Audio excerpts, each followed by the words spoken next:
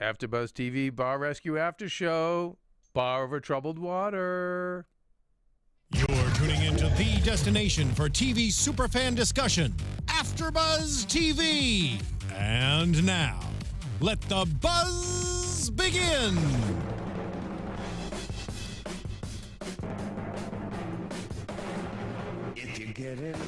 Hello, Bar Rescue fans. AFTERBUZZ TV Bar Rescue After Show. I almost wanted to open with Bridge Over Troubled Water. However, it was best to open with this because if this is about coming to the rescue, right? You can count on me. You can count on John Taffer. You can count on Bar Rescue. This is my favorite Bar Rescue episode ever. Talk about leaving the best for last. I mean, we're getting to the end of the run, I feel like, on the series. And this was amazing. This was unbelievable. I started to cry just on the teaser, let alone what we saw. But before we get into it, back is Dorinda. Welcome back, Dorinda. Hi, guys. Sorry I missed last week. Okay, yes, but you won't miss again. I will not. Sorry. And back again is our LA bartender, Nicole. How are you, dear? Good. How are you? Nicole was nervous because I said next week we might have to shoot at 10:30 in the morning, and if there's nothing scarier to a millennial than getting up early, but then a millennial bartender, forget it. I can't even imagine. Yeah. Right? Did you tend bar last night? No, I attended on Saturday. So it was just It was like a little bit. Just hard to get out of bed this morning. I get it. A little bit. I know. Not It's really. the hustle. But I get it. Yeah, the hustle makes you want to sleep more. Hustle. Also, when you're bartending till 5 a.m. Where in LA are you bartending to 5 a.m.? That was a house party. Okay. Yeah. And they just kept you on? Oh, yeah. All right. So they paid the VIG? They pay by the hour. So fine. And there was a tip jar. Nice. Paying my rent this week, guys. I love that. Listen, by the way, That's what I do miss. this is why it's an amazing trade. Yeah. And why you should give your all, because you can make cash and you can, you get one good hit like that and pay your rent for one night. I'll take that. It's pretty awesome. Yeah.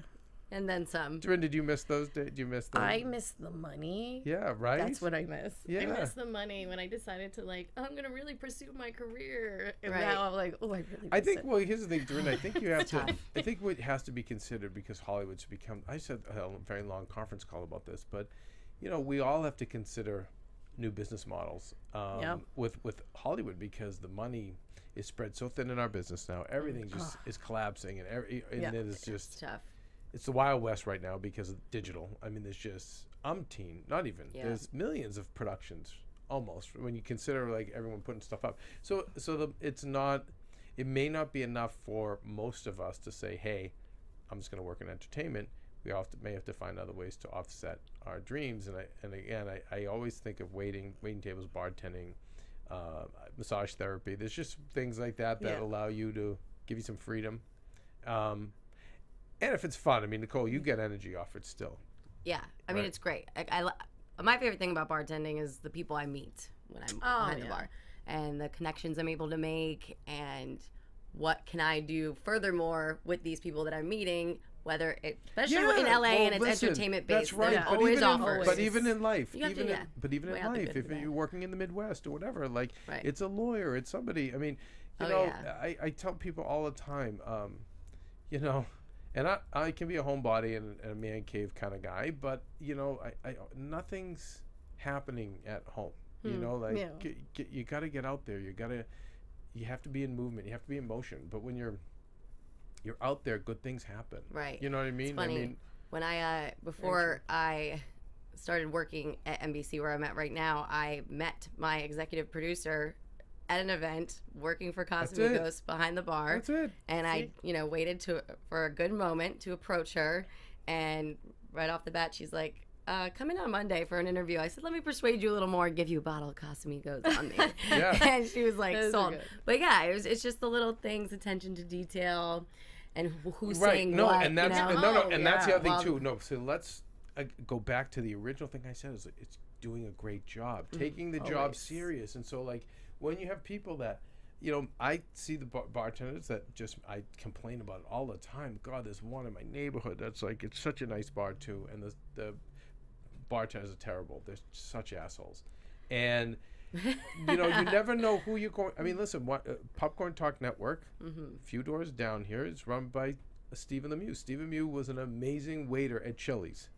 That's how you met Chili's. him. Yes. That is how they met. We went to this Chili's, and because we're so fast, so on the go with our lives. Right. Yes. That would be so exhausted. And then when you're exhausted, you just want comfort food. You know what I mean? You don't want anything healthy. So be like, let's get potato skins and a couple of beers. Yes. And Maria and I would be dragging, and it's like close. It's a few blocks from our house, like walking distance. And so we're like, fine, we would just go in there. And the service would be horrible. Yeah. Like we were used to growing up in Boston, the kids who worked at the Chili's there were just like those East Coast hustlers working hard, like. That's right. And it was terrible. And then we got Steven, who just was all over it. It was this, that, and I go, wait, okay, no. And I know everyone there has a bigger dream. So what do you do? And when he told me, I like filmmaking and this and that, I said, okay, give me your information. Let's talk. I think I have something for you. But this is not the first time. It's not many times I will do this. Maria too. There was a girl who just was killing it at the Starbucks down near Sirius. Yeah. Just killing it. Just everyone's orders, big, you could see the hair in her face only because she was just working so hard. Yeah. Big smile, positive, getting everyone's orders right. And, Maria was just like, I need that energy. Yeah. And Maria ended up calling, I think, the manager, Starbucks corporate on the air to say, listen, I don't, the girl didn't want to work in entertainment, so there's nothing we could have done. We asked her what other things she wanted to pursue. She said, no, I love Starbucks. I love the job. So Maria said, okay, well then That's I'm awesome. telling corporate. So Maria called corporate, Wow. and corporate was like, no, actually we do know who she is. Oh, we know very well who she is. Wow. And we don't want her to go anywhere. It was just great, but it's like, And baristas don't get enough credit. They really No, don't. they don't. Especially at places like Starbucks or any other coffee joint, because I'll stand behind someone and I want to punch them in the neck for like a double soy, half cap, half, and I'm like, it's a coffee. Yeah, stop. Ooh, I like the way you say coffee. Yeah. I know. No, but coffee. it's so much. few It's just words. like The I'm always just Jersey. like, please keep it simple. I'll always say to people when you just for their sake, for the waiter's sake, or for the just sometimes I get unless it's an allergy or a dietary thing, I get that. But yeah, in LA, I see a lot of them people be rude and. And then again, I see some of the ones I see some of the baristas who are lame, but then I also see the ones who are just amazing. And so, but again, it goes to my point. Our parents, unfortunately, we grew up, the baby boomers all taught us work was a bad thing. The boss sucks. Do you know what I mean? It was, I think because, and there's a whole other book about the baby boomers and how they didn't endure, where our generation is going through the worst recessions, the worst this, the worst that, the collapses. Yeah. Our grandparents had the Depression, and the baby boomers, it just kind of was like, what they do? They had their things, believe me, but not economically. And I think they raised us all in a way where work was I know work was just a bad thing. A boss was the enemy. It was just, and I was raised by really hard workers, but they were like, no, work hard, you get screwed. And it was like, but they still worked hard. And they never broke through that glass ceiling, which is like, no, keep working hard and stay open. And then when you work hard, you can make choices. You don't have to work for bad. If you're a hard worker, Maria's father, my fiance's father, always would just he had one boss for 20 years, billionaire lady, and he just one day she really was just a jerk or disrespectful to a couple of the tenants. He said, no, I'm out. I'll give you 2 weeks notice, and you don't have to pay me for the 2 weeks. And I remember being like, so that was like, he said, Keven, no, because I know anyone would hire me because I'm so good at what I do. He's like, and I was not gonna let my integrity or whatever be put aside. And so I know when you have the bad boss, the bad manager, right, and you want to just mail it in, remember there's other people that are gonna watch you, that will see you for who you are, and eventually if they don't, someone else is going to want you, someone else is going to want that greatness that you're bringing. And anyway, and I just again this I've been through that, right? Yeah. Well, both you guys, people see it and go, wait, you're not, come work for me, or know the details and stuff. So anyway, getting back to this episode, I thought I would actually love to see Bar Rescue move a little bit more into this direction. It's very positive. Yeah. Right? You know what I mean? Like, because what's happening is too many assholes. Yeah. For the 1 or 2 assholes who get reformed, there's 9 who just get all this work and then say, you fucked me. That's always my favorite too. When you like, it's like when you put yourself out to help the wrong people, not only are they not appreciative of your help, they're like, you fucked me. Yeah. When You taxes screwed me come over. and the bills come and they're not. Or you whatever didn't it fix is. this. You left us a list of things to Right. fix. Well, yeah, because they've already put over 100,000 in it, and they don't have. And I'm there you for got 4 days. 4 days. You know, it's Fix like. it. And what is the ad that you're getting on Spike that's going to be repeated over and over? What is that worth? Is there any value in that? No. No. But Priceless, as I they would liked say. seeing. I liked seeing this, and it made me want more like this, more just places that are in so much trouble that we don't even have to go to beating the shit out of them. We just need to pull together, and we need, all our energy needs to come together to help them. Yeah, every episode should kind of be like that because it shows that there are a lot of more decent people out there than that. Well, it's put out in another way. You know what I'm saying? Well, these like not people even on the deserve the show, help. but anything. Yeah, and it's really nice to highlight that, and it brings a tear to your eye. Oh yeah. But, yeah, very and true. I liked even how they, we see them kind of like get on certain staff and yell and scream, and that's the show, and it's kind of fun to see John get all heated. We don't want him to have a heart attack, but like this was cool because they were offering like help and support and advice, and like it was very, it like motivated you. I don't know, I loved it, And I loved how the community itself got involved, which this is something we don't see a lot of anymore because we've become such a me society. Yes. And everybody's on one side or the other side. And you know what I saw? Nobody was on anybody's side, but they were all together. Right. It wasn't a side. Everybody was together. It Everybody made me wanted want to go to help. Louisiana, and I've never said that before in my life. But it did. I really loved the community and seeing that. I mean, and we know from Sandy, like, I mean, my cousin was like such an activist, and she worked in bars and waitered, and she came together, and it's just a beautiful thing. It's really sad that a horrible natural disaster brings together people, but you're right about there's no longer a sense of community, and so it's wonderful when you see it. And did you not just feel so good when John walked into he saw the trailer and the camper and their house? Wow, yeah. I'm like, John's here. Okay, I'm good. It's gonna be- The sheriff arrived. Yeah. Here comes the cavalry. Yeah. But I can't even imagine these poor people. Their children have to go live with someone else. They're living in a right. That broke my heart. And they're living in a to be trailer. separated. And he's Big Mike, which is a great name and it works, but he's also Big Mike. So physically, he's limited, I'm sure, in terms of being able to swing a hammer or fix something. Yeah. But I love when, I texted John. John actually said to me, this is going to be your favorite. Or he said, this is John said, this is my favorite episode, Teffer. Yeah. And you could tell he was pretty passionate about yeah. it. Oh, yeah. I mean. And the space that he was And I want to see more of this with him. And the next part of his career, I want to see more of this. Oh yeah, absolutely. I want to see more of this because he's such a problem solver. And like I said, I just knew all right, we're good. But let's talk about 10,000 square feet. I started being like, oh my God, how the frig, how is this going to get done? They had how many rooms in there? There was the Saints room, the was Crown LSU Royale. room. That was 3? even before the. That was even before the. And then we're talking the expansion. Yeah. So here's the thing I was a little bit unclear on. What were the two things, A and B? So A was the bar. Was B like a restaurant? Or? Yes, Yeah. and it was separated. It was the too. Crown Royale room. That was all sponsored by Crown Royale. Yeah. And that was like the big shocker at the end that kind of made me cry because of his reaction to it.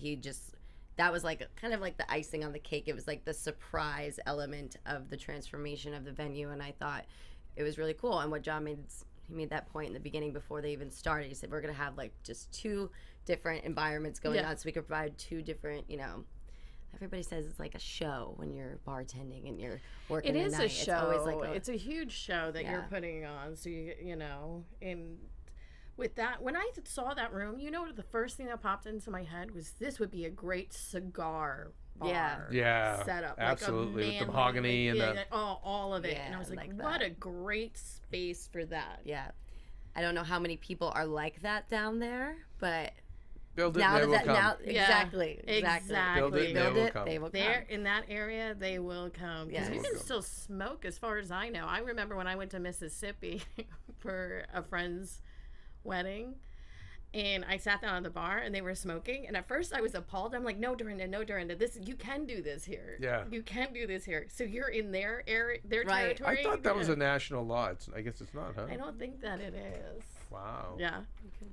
We could look it up. Think about how I mean, how for you, Nicole, like you're lucky that the smoking's gone because it's so unhealthy for bartenders. It was so my bad. God. I actually have worked in a lot of venues though where, you know, when push comes to shove, They all just start smoking. They're doing well, it. a lot of the Hollywood. it's mostly the nightclubs. Yeah, they just go. Yeah. You know It's what? mostly those after hours joints. Yes, they go. We're doing And what we want. that's where I like really started here. I worked at it was once the Palace, now the Avalon, one of like the oldest venues in Hollywood. Yeah, I was there for like 3 years, and it's the loudest sound system in the country. So I'm deaf.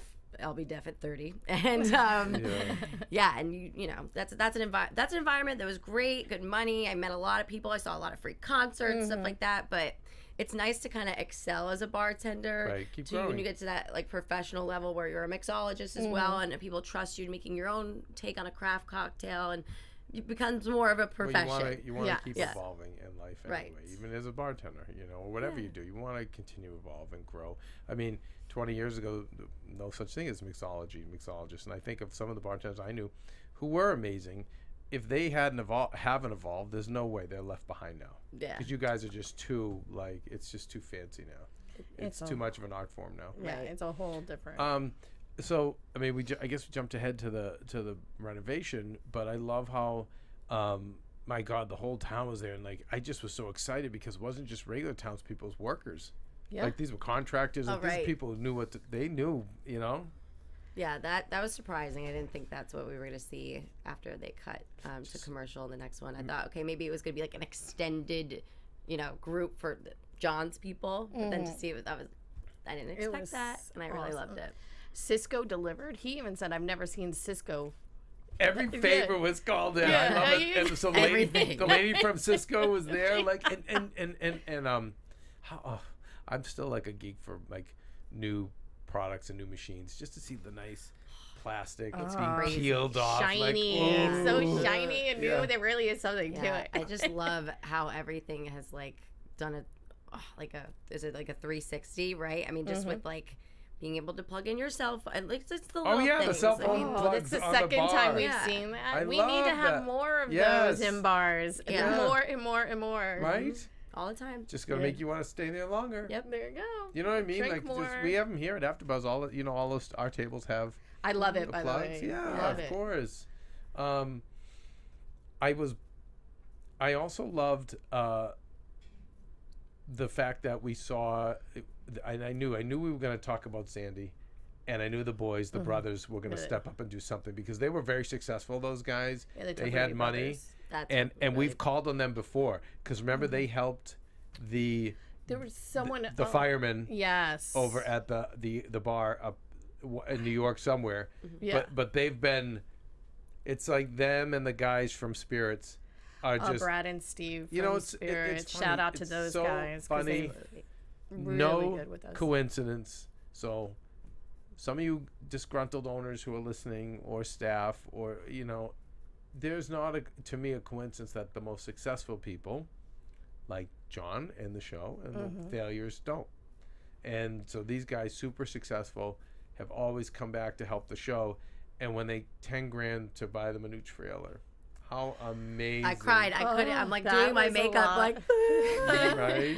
because how that was the seller, and there's no like I said earlier, like you have no soul if you didn't cry at that point because it's so heartwarming and touching, and you can't imagine like something like that happening and your whole life flipping upside down to like have to go to trailer status. I mean that's crazy. I just love the two of them were just like, listen, we've been there, we're here for you, Right. and we know how important it is, and just, I just loved it. I love, shout out to East Coast people, because I'm always, on the Tomorrow Show, I'm known to trash them too for the bad stuff, but I always say, like, the bad are the worst, but the good are the most amazing, and like that's just typical East Coast, like, you know what I mean, tough on the outside, but like, okay, softies on the inside, here's 10 grand. And I thought that was great. The other thing I found out, we have to talk about, was it Erin?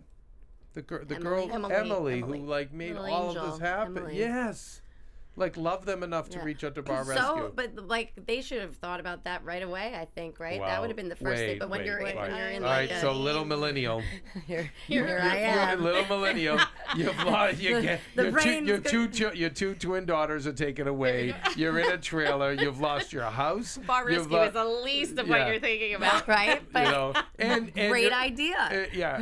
Novel concept. But also with social media and a way to reach out. I mean, that was a really smart move. It was on her amazing, part. and I think Smart just caring and loving, and love them in the business that much, and good for her. I can only imagine how overwhelmed. And listen, I will say too, from being that big and overweight, he was a very, when you have like that kind of weight in your legs, and like he's actually not a big guy.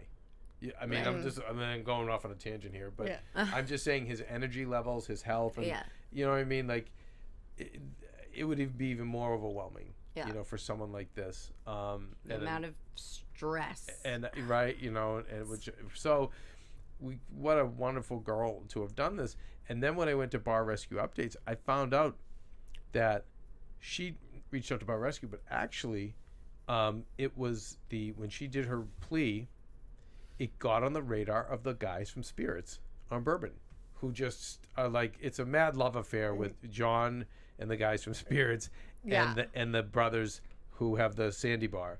He's like, John's like, I'm like the fifth brother. They love him. Yeah, but I've been getting goosebumps because those guys, and those guys, they've gotten in touch with us before they're from amazing. Spirits. Yeah. And you've been there. I've been there, yeah. You've been there. Oh, yeah. And Sat in a chair. Can't wait to go. Got a I shot. can't wait to go. They've invited me. But they're so positive. And do you remember, have you ever seen that episode? They I don't think you were born. So negative and so everything about them before the makeover was so negative, so down. And this show really changed their whole attitude and their way of living, and these guys are just killing it now in everything. And sometimes, and that's why I guess we have to allow John to go into these places on the chance that the 1 out of 10 is going to get saved, because sometimes people do need a reset. They need someone to see them. They need a win. Sometimes just a little win, but you know what I mean. Like, those guys were proof. They just needed that spark. But they were the ones who saw Emily's post on Facebook, right? And they were the ones who then said to John, "No, you gotta. This poor girl, these poor people need help." Right. They reached out to Bar Rescue, so it was even nicer. And I'm sure because in 44 minutes they didn't have time to put this in, but it was even nicer that they reached out. So it just keeps paying forward. See, that's amazing.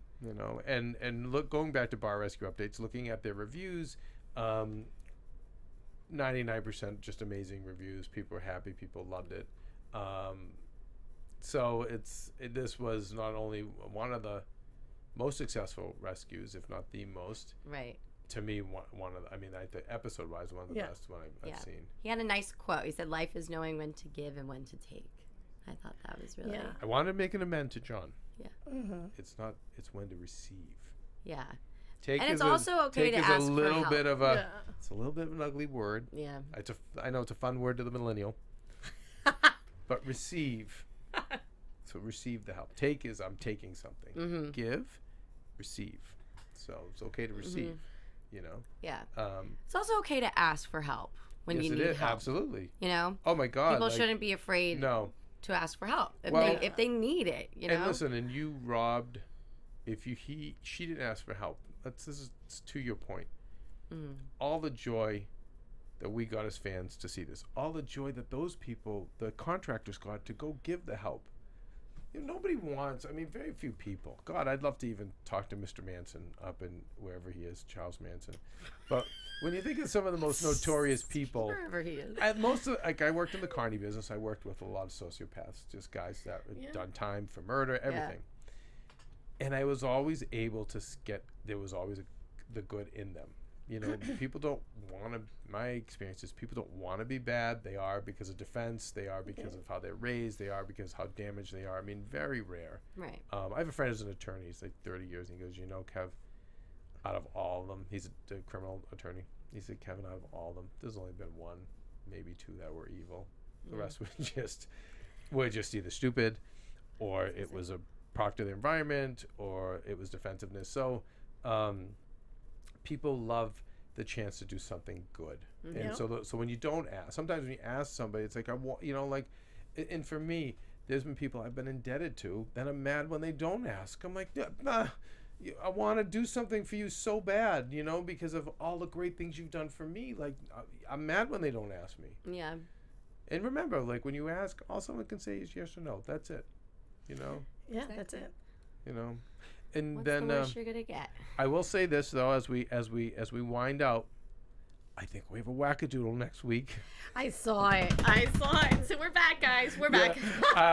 So we have That's always fun. So we've got a drunk. We're always excited for that. We've got a drunk. I don't care. Yeah. He's awesome. And then and John goes, well, good. Well, I'm leaving. No! And then they chase him out the Just there was door. like this 50-something-year-old guy Yeah. running, and he had a funny voice. So Oh, it's gonna be amazing. fingers crossed. We've got a wackadoodle next week. I will say this season they have stepped it up. Yeah, they with have. certain things, like this episode, of course. But wasn't one of our favorite wackadoodles was not last week, but the week before last. Who was it? Because I can go over my obviously Pirates will always be number one. And then always. and then no one Wonder that I Bar. No mentioned Wonder it to Bar is you. close now. They're those two. I wanted to get Katie Dirk's 3-ball next back to the bar. I want a summit between Wonder Bar Lady and Pirates. Where are they now? No, I want them together. I want John to mediate the summit. Bring them together. So I like the little like after show he has now that he's Back doing. to the bar. Yeah, I love that. It's amazing. Like Well, who was the one a couple nights? Entertainment. You got me thinking. Who's the one, a couple weeks ago? Who was the? It was We like have our getting back to supervillains, like we the have our whole wackadoodles. thing. Oh, the guy, the not the Chicago guy. The Chicago guy. Oh yeah. Yeah, the dugout. I don't know if the dugout. I don't know if he's a wackadoodle. He just was like He not was there. like- You're he right. was You're right. He this- should be I wackadoodle. can't Just the think of fact that he was so. There was nothing there. He was so. He was like, I don't so know. John. Yeah. What do you want me to do? Where's Oh, Delilah at? man. I want to know who left him that fucking property. Who Yeah, 'cause left there's that no guy way property across he from? bought that himself. It It doesn't was willed seem like to him. It. Yeah. It was definitely willed. I feel like it was because he didn't seem like he had the wherewithal to be able to buy a building like that. Listen, Nicole, where do I find you? Find me at Nicole Brajer all over social media. And then wait, where you Easy. tend to bar? Can we come visit you? Yeah, you guys can come visit me at Clifton's downtown. Love it's Disneyland in a bar. Clifton's. So I finally got the tour and everything, and you were like, "Tell me something really cool about it." Okay, come on. They have a neon light that's from the 1940s, like 1930s, I want to say, that when they were remodeling and everything, and they broke the brick down on the wall, this light structure was glowing and still lit from that. Oh my long ago. God. So it's now like in a big case and like displayed in the speakeasy. And there's so many different like amazing like Don't they have, like, a artifacts, tiki and there's like a meet of the room? tiki room is gorgeous, and that is based on Pacific Seas, which was a bar before Clifton's, same owners, and then they decided to make the tiki room that theme that Pacific Seas was. Nice. And it's just gorgeous. I mean, Have you been everything is No, that's why I Yeah, wanted her to you- tell me. yeah, All you right, gotta I'm come. in. Yep. I think that could be night Maria's away. Then I'd take an Uber down there Yeah, and go but back to it's my so old days cool. of just drink all night. Yes, until the lights You go both on, should come. until you guys throw us out. Yeah. I haven't missed those days. I told you though, this is Fake one of the friends only you made. I love you, buddy. It's the best. Yeah, you. Let's guys hang out tomorrow. Yeah, I've never seen them again. You never see them Oh again. yeah, this bar has a liquor license on the Hush Hush that's open till 4. Yeah. No way. In LA. Oh, wow. Yeah, so that changes the game. That's the Cliftons. Oh, it's great. They have isn't it the buffaloes encased? Yeah, they have a was at a- lion, peacocks, Oh, foxes, yeah. deer, It's bear. I'm in. So cool. I'm in. Dorinda, where do we find you? Oh, you can find me on Twitter at Lula Cherry Films and on Instagram at DorindaB1. All right. For me, at Undergaro. Or you can check out The Tomorrow Show, thetomorrowshow.com. Tonight we're live with Amber Rose is going to teach me how to do the slut walk. I'm very excited. That's Oh, really how cool exciting. is Yeah, that? continuing to just help people, Wiz motivate Khalifa people, was and on my change lives. flight 2 weeks ago. Did you talk to Wiz? I just gave him a wave. He gave you the what's up. Give me this. I was literally sitting right outside the window that they have to, the celebrities sit in before they get go on the plane first. So I just gave him the With the peace sign. I did a little hey. Very exciting. You guys, we'll be back next week. Yes. Hoping for a wackadoodle. Very exciting. Until then, peace. From executive producers Maria Menounos, Keven Undergaro, Phil Svitek, and the entire AfterBuzz TV staff, we would like to thank you for listening to the AfterBuzz TV network. To watch or listen to other after shows and post comments or questions, be sure to visit AfterBuzzTV.com. I'm Sir Richard Wentworth, and this has been a presentation of AfterBuzz TV. Buzz See you later. The views expressed herein are those of the hosts only and do not necessarily reflect the views of AfterBuzz TV or its owners or principals.